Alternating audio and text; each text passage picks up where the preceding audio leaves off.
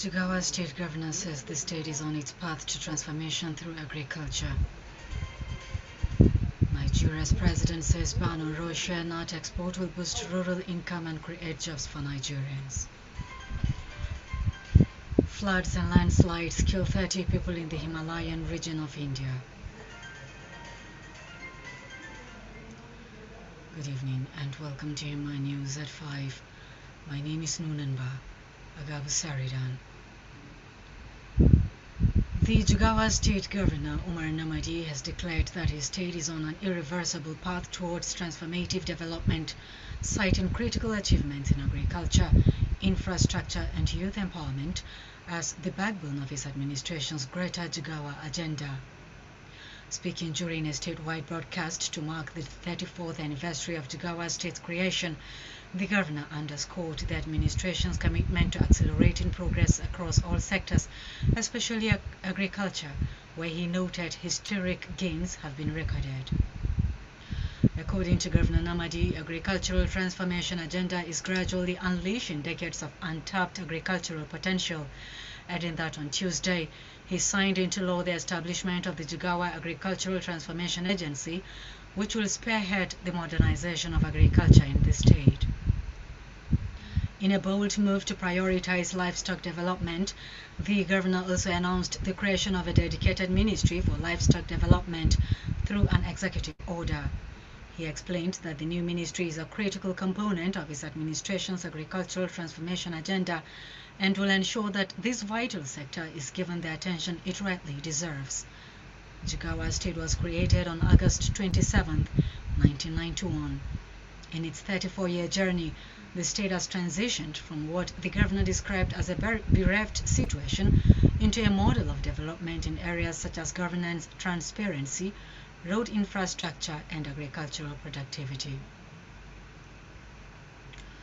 Sono and Picama Group, the European multinationals, have begun moves to partner Benway Investment and Property Company Limited, BIPC, to commence production at the BIPC-owned Benville Juice and Benfritz factories.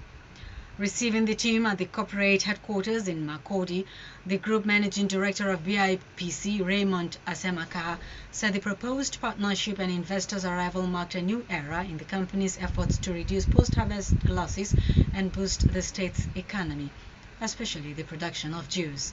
According to him, the investment in orange processing will create a stable market for farmers, reduce post-harvest losses by up to 80%, increase farmers' income, improve livelihoods, and generate job opportunities for the state's teeming youths. Asemakaha added that the factories would enhance the overall efficiency of agricultural operations, contribute significantly to Benway's economic growth, increase the state's gross domestic product (GDP), and retain more wealth within the state. He, however, urged farmers and the Orange Growers Association to work together to ensure the initiative's success, emphasizing that from the end of October, no oranges will leave Benway State unprocessed. Sono Brazil chairman Luis Arenac appreciated the state government for the partnership, assuring that his team would work hard to deliver on the October 2025 target. Wema Bank has partnered with the Fisheries Cooperatives Federation of Nigeria (FCFN) to strengthen fish production and improve the welfare of fish farmers across the country. As part of the partnership, Wema Bank on Tuesday launched a membership registration, revalidation and account opening campaign at Kado Fish Market in Abuja. The public relations officer of the Federation, Suraju Isa, said the sensitization exercise aims to attract more members to the cooperative. According to him, the Federation currently has 11 million registered members and plans to add 1 million more by September. He explained that under the collaboration, members will open accounts with Wema Bank while the bank captures their data. The Federation's national president, Muhammad Alhaji Laminu, noted that the mobilization campaign will move beyond Abuja to states such as Benue and Nasarawa in the coming weeks. He commended President Bola Ahmed Tinubu and the Ministries of Marine and Blue Economy, Livestock and Agriculture and Food Security for supporting initiatives aimed at boosting food production. Lamine also praised Wema Bank and leaders of other cooperatives for their roles in the partnership. President Bola Ahmed Tinubu has approved a 6-month temporary ban on the export of raw shea nuts to strengthen Nigeria's value-added processing industry, boost rural incomes and create jobs. The president said in a directive announced by Vice President Kashim Shettima on Tuesday during a multi-stakeholder meeting at the State House, Abuja, that the ban, which takes immediate effect, aims to curb informal trade and support local processors. Shettima clarified that the policy is not anti-trade, but a pro-value addition strategy to ensure raw materials remain in the country for processing, as according to him, this will enable local factories to run at full capacity, transform Nigeria from a raw shea nut exporter into a global supplier of refined shea butter, oil and derivatives. Nigeria accounts for nearly 40% of global shea nut production, but captures less than 1% of the $6.5 billion global share market. The government projects earnings of $300 million annually in the short term, with a tenfold increase by 2027. According to Shettima, the move will also drive industrialization, rural transformation, and gender empowerment, since women account for 90% of share pickers and processors. The Minister of Agriculture and Food Security, Abubakar Kyari, said over 90,000 metric tons of raw shea are lost yearly to informal cross-border trade, leaving processors underutilized at just 35 to 50% capacity, despite a national installed capacity of 160,000 metric tons. The federal government plans to review the ban after 6 months, with enforcement led by the Ministry of Finance and relevant agencies. Please stay tuned for more stories.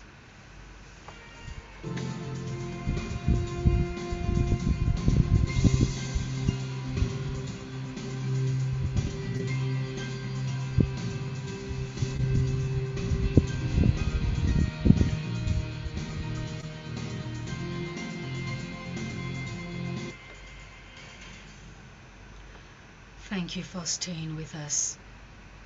The project coordinator of the Nigeria International Agriculture Expo, NIA Expo 2025, Abiodun Olaniyi, says the annual fair showcases Nigeria's agricultural potential and builds stronger partnerships across the value chain. Olaniyi, who is also the executive director of AgriQuest Africa Network, said this at the opening of the 7th edition of the Expo in Abuja on Tuesday. He said the event attracted participants from Indonesia, China, India, and the United States, Canada, and several Nigerian states, including Lagos and Rivers. Olaniyi said the expo provided a platform to showcase Nigeria's agricultural potential and promote innovations by small and medium enterprises. He said the 2025 edition highlighted Nigeria's prospects of achieving its 2030 agricultural vision through sustainable practices and inclusive participation. He explained that the organizers hosted the expo in Abuja to attract policymakers and stakeholders from across the country. Olaniyi said the inclusion of persons with disabilities in this year's edition showed the organizers' commitment to inclusivity. He expressed confidence that the 2026 edition would expand the scope of the expo and deliver greater impact across the value chain. Also, the Minister of Livestock Development, Idi Maiha, reaffirmed the government's commitment to repositioning the livestock sector for global competitiveness.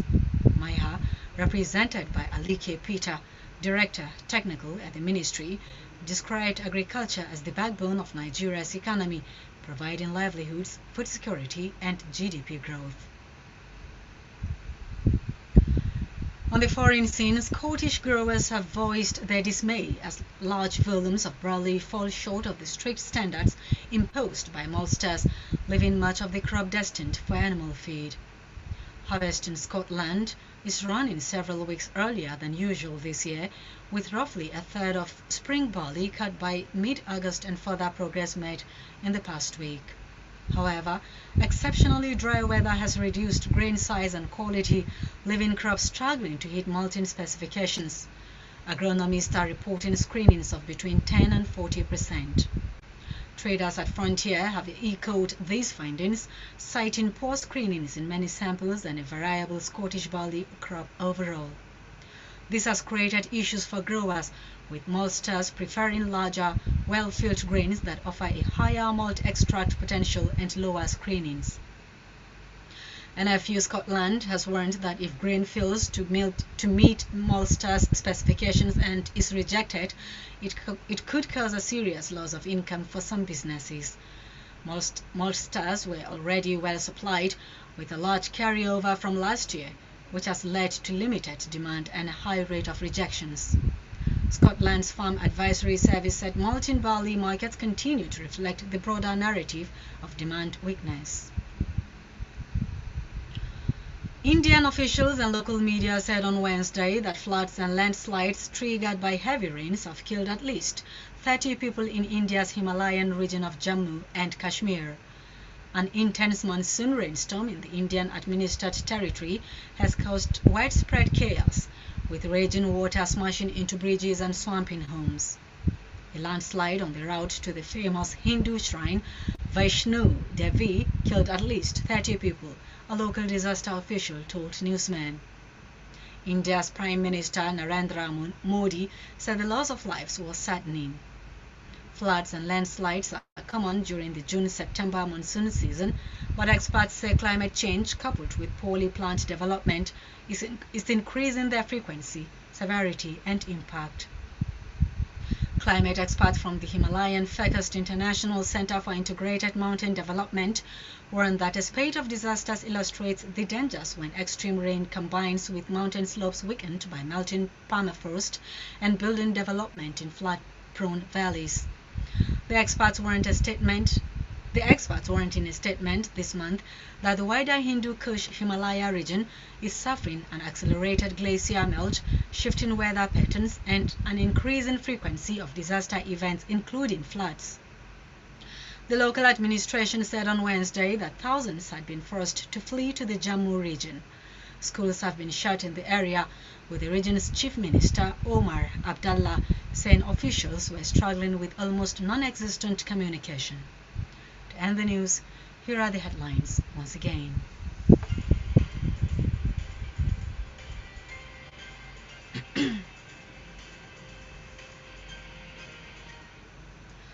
Jigawa State Governor says the state is on its path to transformation through agriculture. Nigeria's president says ban on raw shea nut export will boost rural income and create jobs for Nigerians. Floods and landslides kill 30 people in the Himalayan region of India.